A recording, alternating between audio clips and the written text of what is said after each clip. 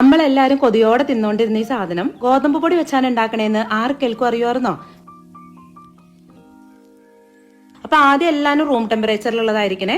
ഒരു മുട്ട ഒരു ബൗളിലേക്ക് ഇട്ടു. എന്നിട്ട് അതിലേക്ക് 2 ടേബിൾ സ്പൂൺ പൊടിച്ച പഞ്ചസാരയും 2 ടേബിൾ സ്പൂൺ നെയ്യും അല്ലെങ്കിൽ ബട്ടർ, പിന്നെ ഒരു ഇത്തിരി ഉപ്പും 1 ടീസ്പൂൺ ഏലക്കാപ്പൊടിയും ഒരു പിഞ്ച് മാത്രം ബേക്കിംഗ് സോഡയും കൂടി ഇട്ട് നല്ല പോലെ ഒന്ന് മിക്സ് ചെയ്തിട്ട് 1.5 കപ്പ് ഗോതമ്പ് പൊടി ചേർത്ത് കൊടുക്കാം.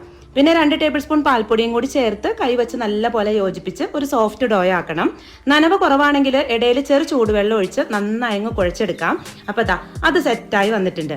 ഇനി വേറൊരു പാനിലേക്ക് 1/2 കപ്പ് പഞ്ചസാര ഇട്ട് 1 കപ്പ് വെള്ളം ചേർത്ത് പഞ്ചസാര മെൽറ്റ് ആകുന്ന സമയത്ത് തീ ഓഫ് ചെയ്ത് അതങ്ങ് മാറ്റിവെക്കാം. ഇനി ഒരു കട്ടിംഗ് ബോർഡിലേക്ക് കുറച്ച് ഗോതമ്പ് പൊടി വിതറി കൊടുത്തതിന് ശേഷം നമ്മൾ റെഡിയാക്കി വെച്ചിരുന്ന മാവ് കുറച്ച് കനത്തിലൊന്നങ്ങ് പരത്തിയെടുത്തിട്ട് ആദ്യം ഇങ്ങനെ നീളത്തിൽ കട്ട് ചെയ്ത് പിന്നെ വിലങ്ങനെ കട്ട് ചെയ്ത് ചെറിയൊരു റെക്ടാങ്കിൾ ഷേപ്പിൽ ഫുള്ളായിട്ട് അങ്ങ് റെഡിയാക്കി എടുത്തിട്ടുണ്ട്. ഇനി ആദ്യം ഇത് ഫ്രൈ ചെയ്തെടുക്കാം.